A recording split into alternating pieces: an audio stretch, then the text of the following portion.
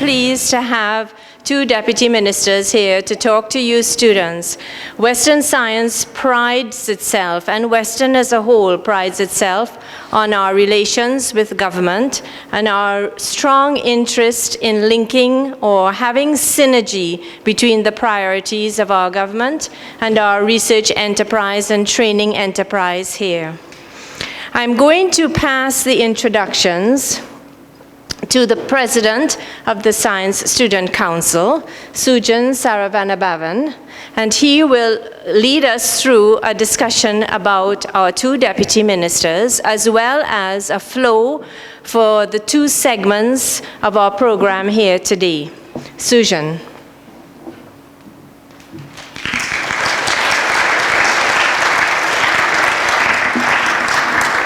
Hi everyone, my name is Sujan Saravanabhavan, and I'm currently the Science Students Council President here at Western.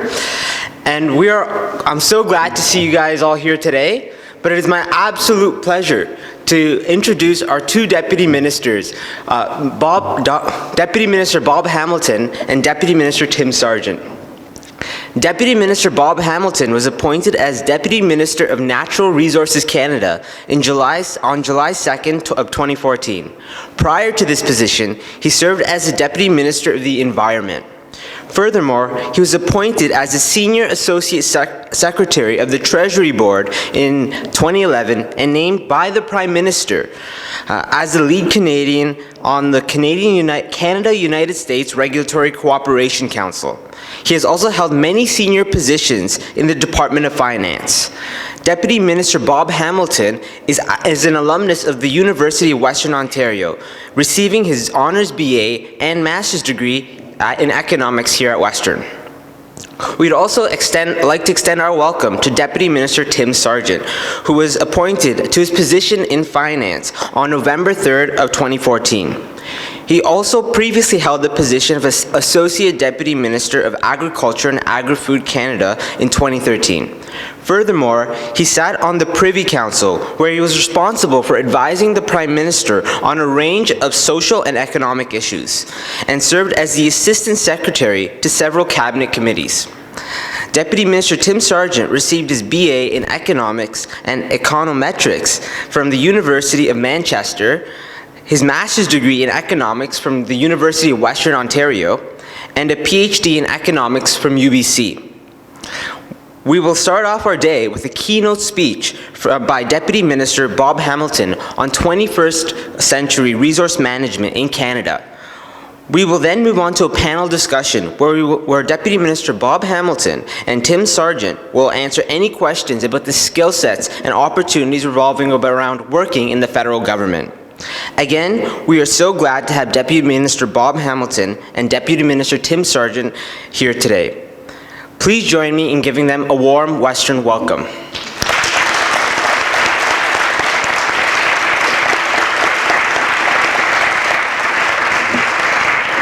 At this point, I'd like to invite Deputy Minister Bob Hamilton to give his speech on 21st century resource management in Canada.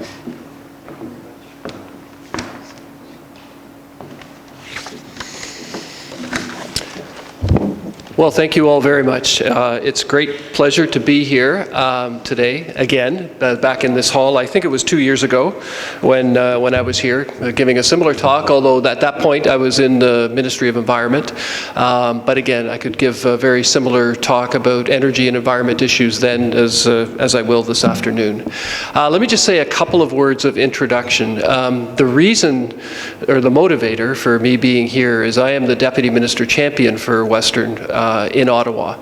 And the goal of that position is really to try to forge a better linkage between Ottawa and what we're concerned about and Western. So what areas of research are you undertaking here that would be of interest to us? What policy or programming issues are we interested in that you could help us with? And then finally, some of the employment opportunities. We're always looking to recruit bright young talent into the organization, and there's lots of that here. And so anything we can do to help break down the communication barrier to make sure that you understand what it's like working in the federal government and the opportunities that that presents. That'll be part of the second part of the talk that Tim and I will provide, and try to give you a sense of how we came from being here at Western as students to where we are today. So it's a great pleasure to be able to do that with you. I found it to be extremely rewarding sessions in the past, and I'm sure today will be no exception. I've already had a great day, talked to one of my colleagues who's over at the Ivy Business School, had a tour of the medical research facility here, which was truly impressive. As I said, I always knew that that was an impressive part of Western, but I didn't know the depth of the activity that goes on there, and it was great to be able to see it firsthand. So a terrific start to the day. The other thing that I would mention is today's a bit different from previous sessions in that we've brought some people from NRCAN in our science areas to come and interact with Dean and others in the department. And I think that's great. I think it's the start of deepening the relationship between the science work that we do, the things that are important for us, and the activities that are here. So I think that's going to be a great afternoon. So let me start, and I'll talk for a bit, then we can open up for a few questions at the end before Tim comes up to join me and we talk a little bit more about the job aspect of the Government of Canada. NRCAN, if I could describe Natural Resources Canada, which is where I've been for about 7 months now, is a really interesting place. I came from environment, which was also a very interesting place, and actually, as was mentioned, I cut my teeth at the Department of Finance, which is also an interesting place, as Tim will tell you more about it. But at NRCAN, a couple of things strike you about it when you arrive, like I did 7 months ago. First is the intense science activity that goes on there. The main areas that we work in, I'm going to talk about energy, but the main areas we work in are forestry and the science that's involved in there in determining how we best manage our forests, pest control, all of those activities. Tremendous amount of deep science that goes into developing our policies there. As well, in the mining area, we do a lot of work to help promote mining in Canada and to do the basic geological work, the public science part that really determines where the reserves are, where the opportunities are. Companies take that to the next level, but we do a lot of that basic science research in the earth sciences area. So there's those, and then there's the energy area where, again, a lot of science involved in looking at new techniques, new sources of energy, and other opportunities for Canada going forward. And I'll speak more about that in a moment. But it's a pretty diverse place that gets you into everything from monitoring earthquakes and helping secure safety and soundness for Canadians, right through to energy demands, energy initiatives that we would have in Canada to try to promote our great natural resources in a way that's environmentally sustainable into the mining area. And always, I would say in all areas, a mix of energy and environment. And I'll talk about that. It's certainly true in the energy area, but I see it particularly from my vantage point coming from environment over here. You really have to think of the two together. If you're in the energy, natural resources space, you're in the environment space, and the two coexist in harmony. So let me talk a little bit about energy now. And you probably see some of this in the newspapers day to day and some controversial aspects, but I'm just going to tell you a little bit about how we see things sitting at NRCAN with our mandate to try to preserve and promote our natural resources. And when I should define energy a little bit for you. When I talk about energy, it could be fossil fuels, oil and gas, it could be hydroelectric power, it could be nuclear, it could be renewables. I put all of those into the basket of energy that we get concerned with at NRCAN. What is Canada doing? How can we best set ourselves up for the future? Those are the kinds of questions that we look at that, again, have a science component to them as well. The other thing I'd say is, in addition to being important for the environment, how we proceed on these, it's tremendously important from an economic perspective. So Tim's world and my world collide there. In a country like Canada, we are blessed with tremendous natural resources, and it's a source of a lot of economic prosperity, jobs for Canadians, and how we do that and how we do it in a way that's environmentally sustainable is really important for our future prosperity. Energy demand is only going up. Even though we're trying to become more efficient in how we use it, projections are over the next couple of decades, if you look around the globe, it's going to go up by another third. So there is going to be a demand out there for energy.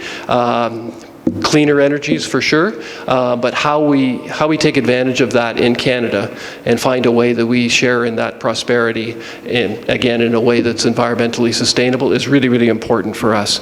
And you can see that if you watch the impact of oil prices declining. They've gone down quite significantly over the last number of months, and those effects are not just localized in Alberta or the hub where the resources are being extracted. They're felt across the country. They're felt by people from one end of the country to the other that are either directly or indirectly working in a space that's affected by those industries. So it is something of national importance for Canada, and how we do matters for Canadians. So that's, in a sense, working in the public service. We'll come to it later. You really are working on something that matters for the nation and for people, and it's exciting to be able to do that. Having said that, it's a challenge. There's lots of challenges out there to how we do that in a way that works best for Canada, and again preserves our environment at the same time. So let me just talk about some of the challenges. And there's opportunities and there's challenges. But one of the things you notice about this space is it's changing very rapidly. There's a lot of change going on that's affecting energy markets, and how you position Canada in that regard is very, very important. And that's what we spend our time thinking about. Not so much today's issues, we have a lot of issues management, but what's going to be the best thing for us to do that's going to help us be resilient and prosperous 3, 5, 10 years down the road. And it's more difficult to do that when things are changing all around you. And I'll just give you a few examples of some of the things that are changing, that are impacting on how we look at things in Canada and how we see the future. The first thing I would say is that there's changing markets, changing supply and demand.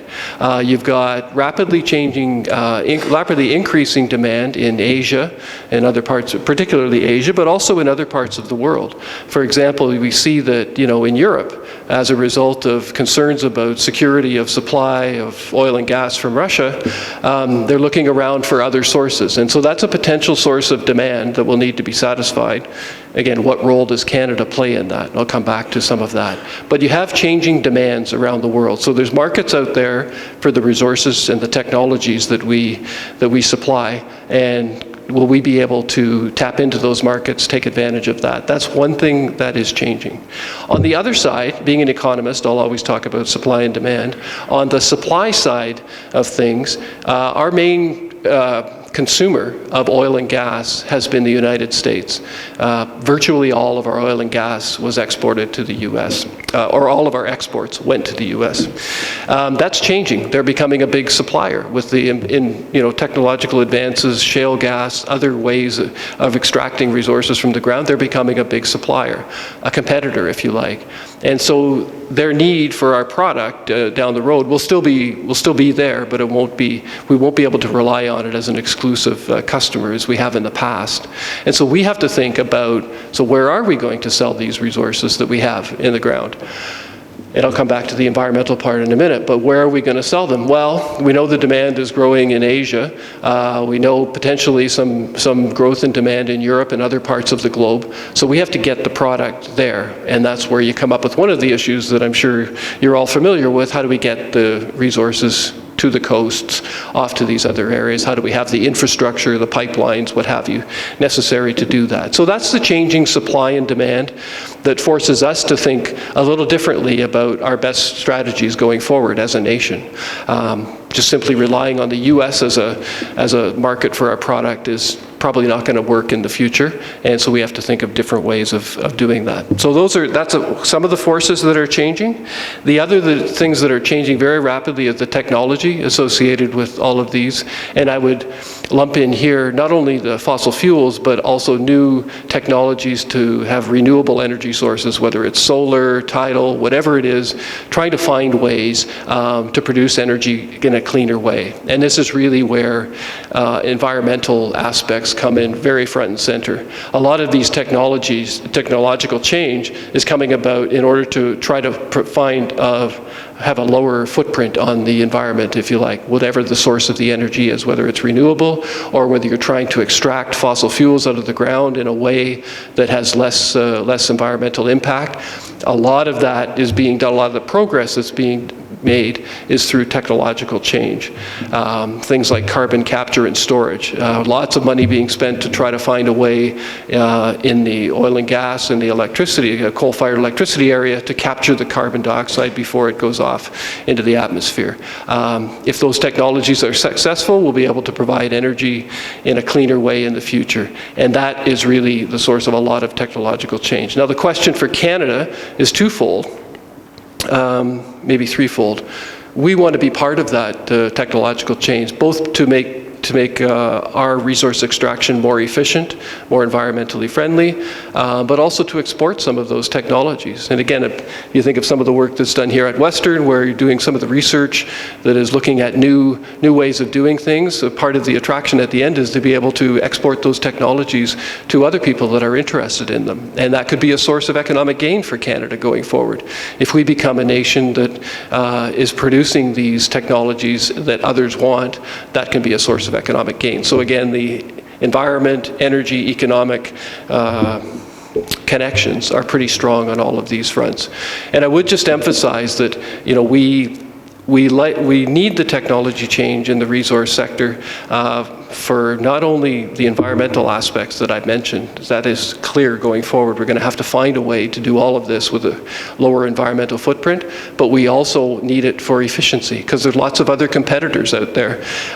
There's countries that are using some of these newfound ways of extracting resources, and they're looking to sell energy, and we need to be competitive in that market, or we won't be producing it in Canada. And that'll be important. As we see, it's a big part of our economic prosperity. So we need to have this technology change just to make us more efficient and keep up with the game. So if you start to look 3 to 5 years down the road, we need to be embracing these changes and not resisting them, both for environmental and economic perspectives. The other thing that I would say that's changing rapidly is the intensity of public focus on these issues. And again, I'll go back to the fossil fuel field, where extracting oil and gas, transporting it, it used to be that it didn't get as much attention as it's getting now. And people are very concerned about, they see the economic benefits, but they're concerned about, well, what is the impact of this? What's the impact of putting this liquefied natural gas plant on the West Coast? What's the impact of this pipeline that's coming through? They want to be assured that we've got a sound regulatory regime that's protecting, you know, the environment, whether it's the air quality, water quality, biodiversity. I want to be assured that we've got a good regulatory regime that is protecting that, and that we can do things in a way that inspire confidence in Canadians, that we're having, if there is a spill, we try to prevent it. B, if there is one, we have an effective way of responding to it and minimizing any damage. So I think that's, and you see it all over the place, and I think one of the unfortunate things is that sometimes we're not able in the public domain to have a great debate about the real issues there. I don't think we can have no economic development, but I don't think we can pay no attention to the environment.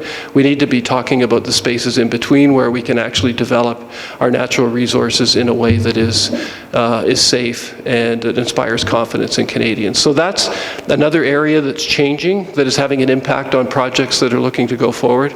I think 20, 30 years ago, if you built a pipeline across parts of the country, not that many people were really paying attention to it. Now, you go to build a pipeline, everybody pays attention to it. And so everybody has to up their game in terms of communicating what you're doing, and also substantively having effective regulations in place and just explaining to people what you're doing. The other dimension of that related to public confidence is the impact on communities. There's a lot more attention, and I would say in particular First Nations. What is the impact of this project? If I'm a First Nation on the West Coast, what's the impact on me, the land around me?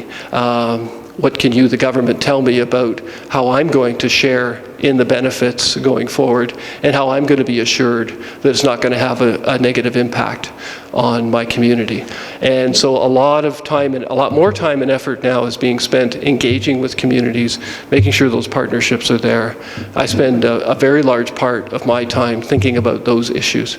So that, again, is something that's changing in intensity. I think it's changing for the better, but it is something that's affecting how we go about our business at NRCAN. So with that, there's changes, and with that comes risks and opportunities. And I think that's what we see ourselves trying to do, is trying to manage the risks that come up and seize the opportunities as we go forward.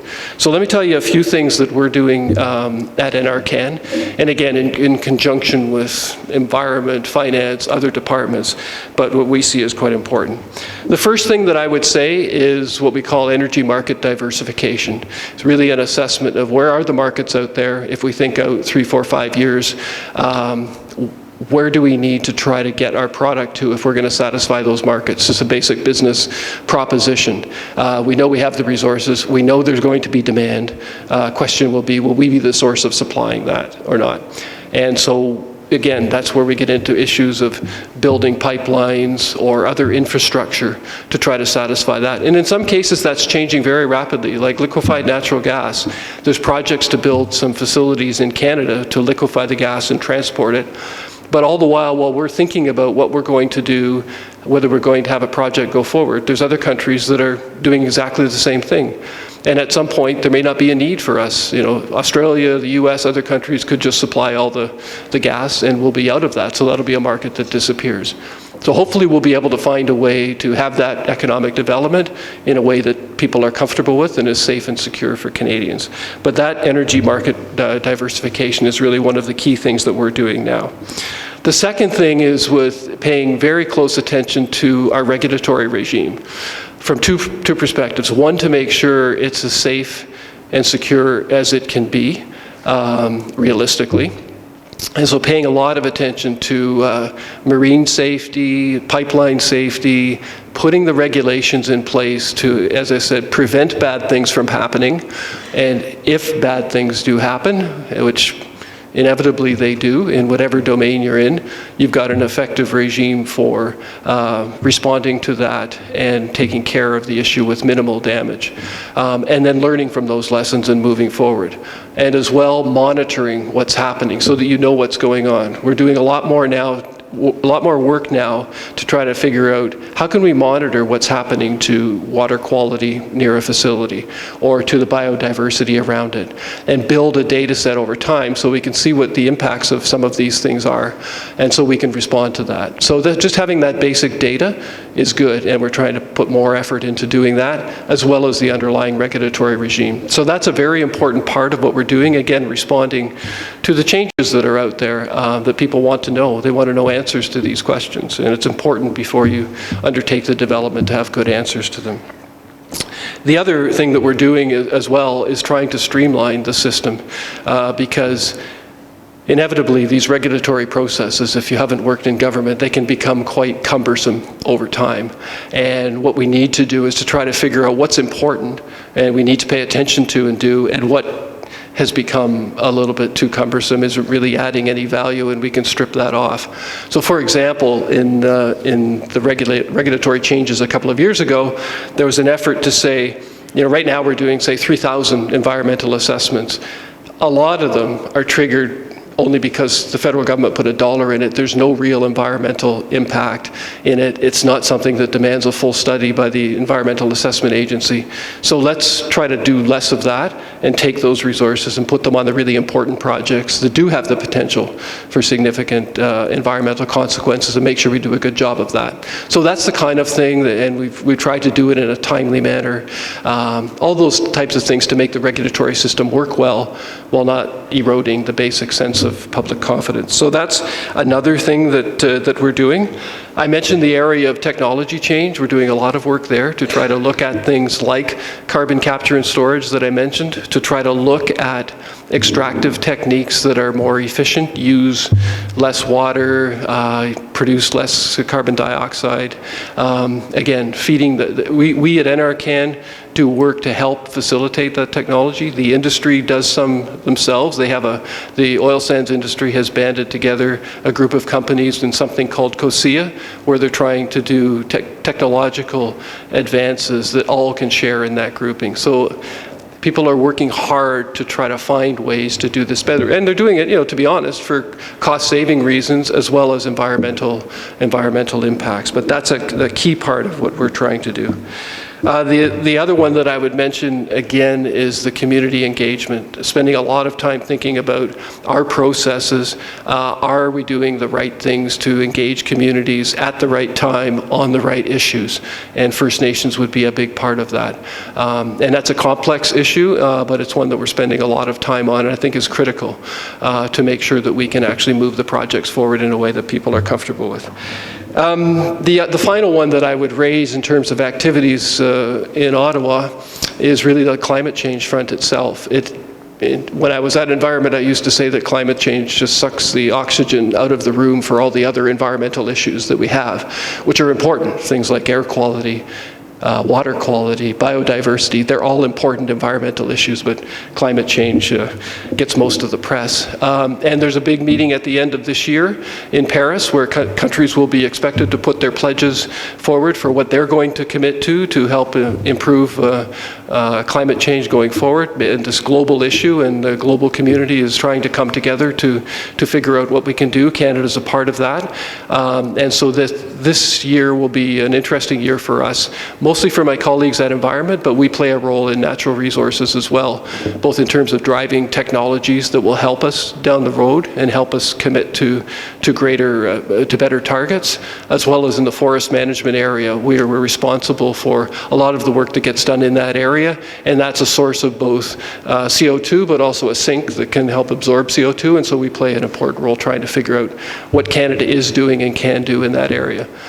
And with that, the final point that I would make is that all of this is done, I've talked about the federal government, it's all done in conjunction with other levels of government and internationally. So something like climate change, obviously we're part of a big international community. But whenever I'm talking about any of these issues in the energy space or forestry or mining, lots of interaction with the provinces who own the natural resources. And so everything we do, we have to think about how the two levels of government work together to come to solutions. So we're not working at cross purposes, not being inconsistent, but we're actually trying to mutually reinforce what's in the best interest of Canada. So that's another dimension. But with that, let me stop and open it up, because maybe we'll talk a bit for a few minutes about things that you want to talk about, and then Tim will come up and join me, and we'll talk about public service, Western to public service.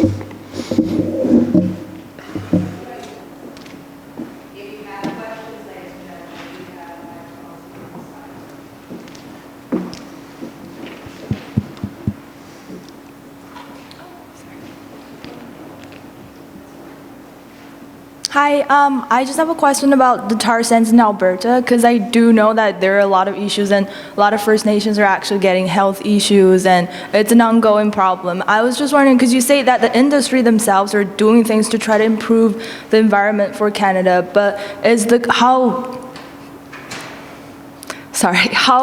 strong is the government urging them to make changes? Because I know that they are supposed to return Alberta to what it used to be like after they dug up all the oils and ruined the environment. But is there a time frame, and is the law strict enough? So is the Canadian government putting the lives of Canadians before the economy, or is it the other way around? Yeah, I think certainly not putting the lives of Canadians or the economy ahead of the lives of Canadians. I think we're actively working, as I said, to try to make sure that we get the economic development, but in a way that is sustainable for the environment and people around. And to give you a specific example, and I would say certainly the industry is working at this. I mean, the people in the oil sands industry don't wake up in the morning thinking about how they're going to kill the environment. They do want to produce the resource and they want to make money at it, but they're conscious of the public issue, public confidence issue that I talked about. And one of the things that we in government did, and I was back at Environment, we worked together again with the provincial government, Alberta, to come up with a monitoring system in the oil sands. So we had been doing some monitoring of what's happening to the air. What are you putting into the water? What kind of effects is this having on people or animals? But we really stepped that up about 4 years ago and put in place a system that was blessed by the scientific community. So there were a few key aspects to it. One, it was both governments working together. Another is that it had to be scientifically credible, so it brought in expert scientists to say, yes, this is a good monitoring program that you have, it's telling you what you need to know. So that was another key dimension. The third one, and that will help us build the data set to know what's going on so that if we do see problems in the future, we can address them. The third aspect of it was that the industry actually paid for it. So it was a sophisticated system that cost money, and through an agreement between the governments and the industry, they actually finance it. Because I think, to be fair, they saw a benefit in being seen to be doing things that are helping to understand what's going on, and then, if necessary, make the changes. So I think that's probably one of the best examples I can point to where you've got governments and industry really trying to take on these issues, find out what's happening. And I think whenever I go around to different countries, I talk about that model as something that we're proud of doing. Now, I'll tell you in a minute some of the downsides of that, but very proud of it. And we're actually trying to look at, say on the West Coast, where there would be new projects coming, can we actually start that monitoring process now and build the baseline data set so that we can keep track of what's going on? Because a lot of times with communities, they're not they're concerned about a project, but they're more concerned about the 6 projects that will follow and what's the cumulative impact of all of those in an area. And that's something that traditionally we've looked at environmental assessments on a project-by-project basis, which is important. You have to do that. But more and more, us and other countries as well are trying to grapple with, well, how do you assess the cumulative impact of all of these? And one of the ways is to monitor, build data sets, and think of triggers that you might have down the road. So that's all on the plus side of that. On the downside, one of the things we didn't do as well as we should have in that exercise is to engage and consult with the First Nations around the oil sands.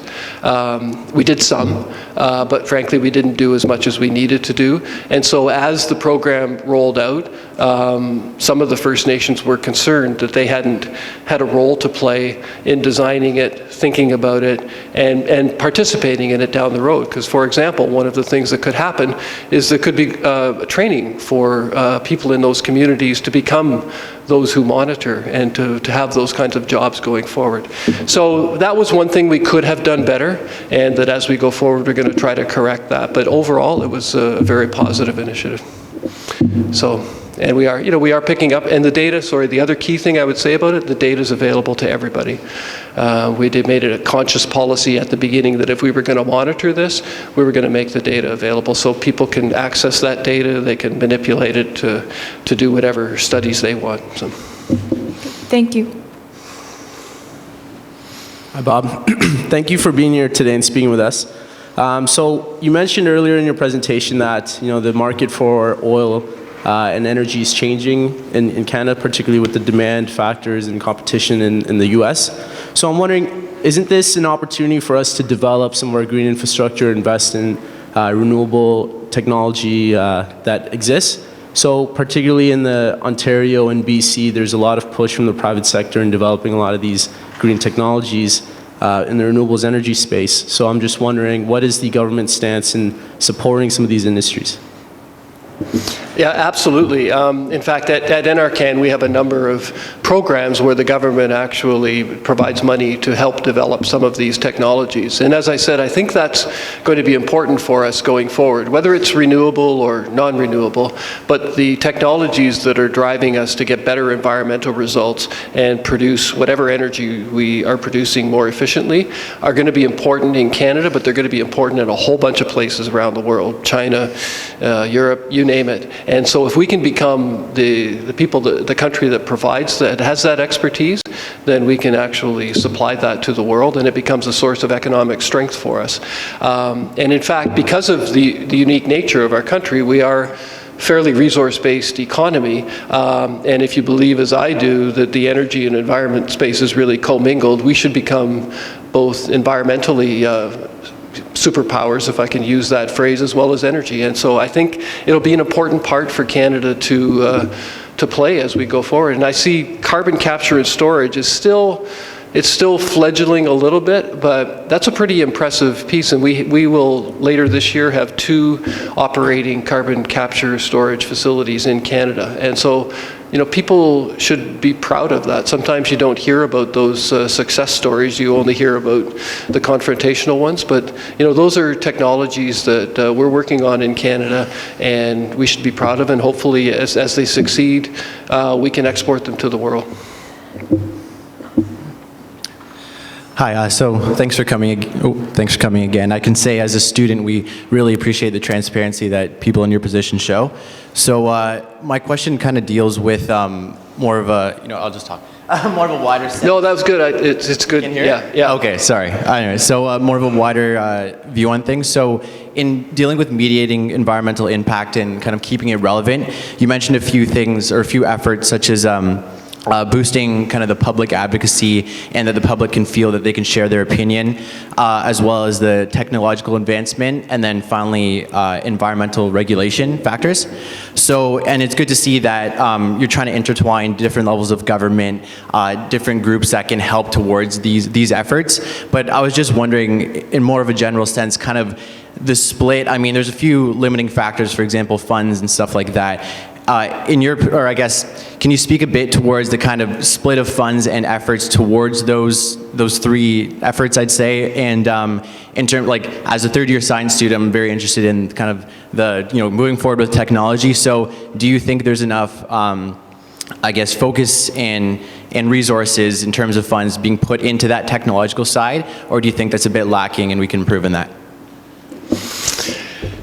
Yeah, that's where the transparency ends. No, I just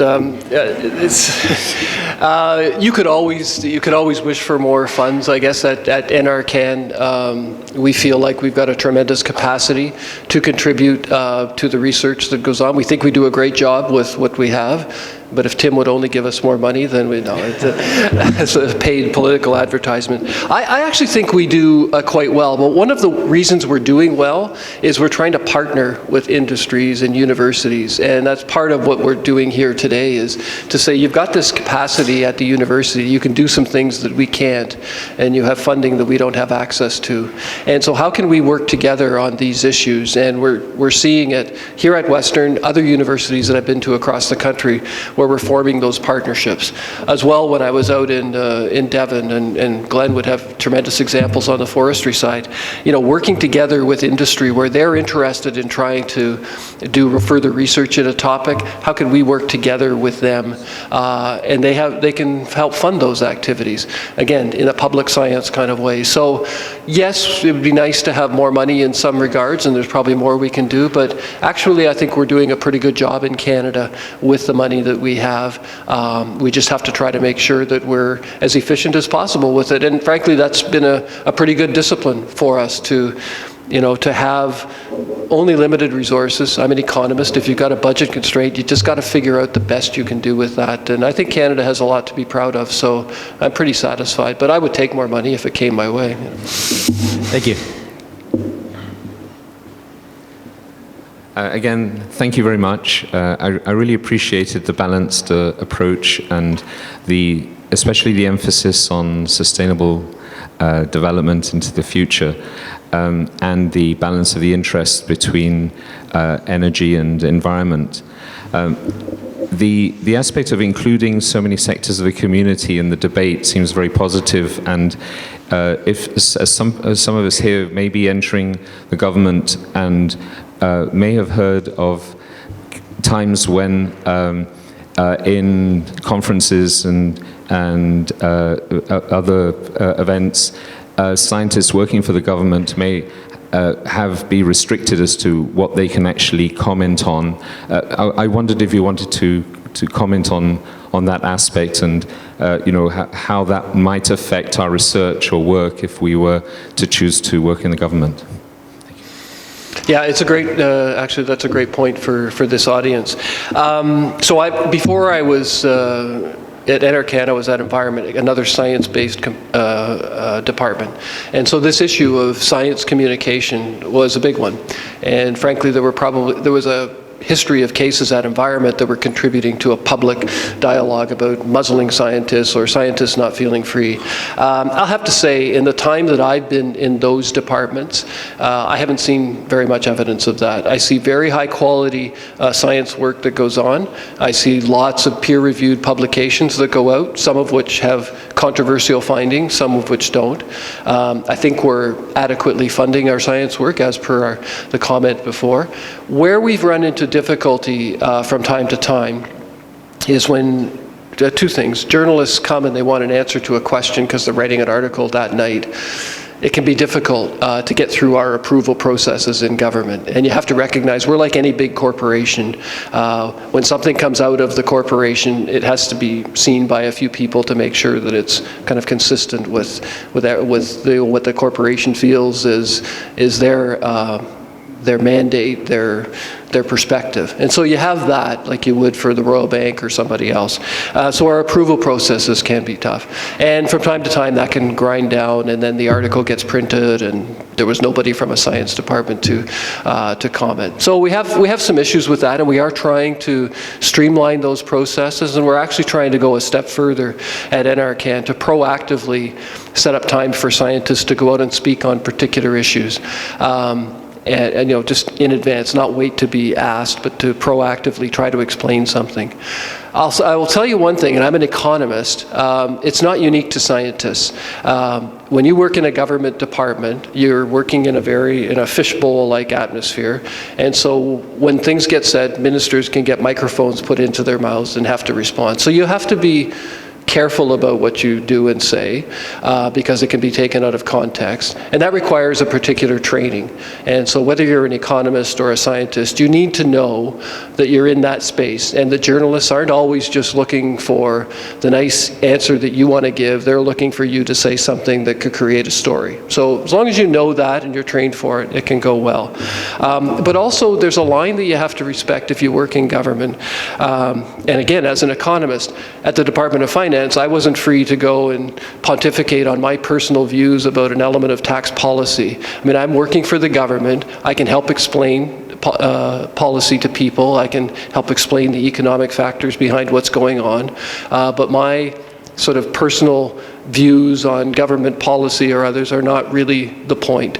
And so all of that comes back to just making sure that people are trained to know how to respond in those situations. And with that, then you can actually have people be very, very helpful in the science community to explain complex facts to people, whether you're an economist or whether you're a scientist.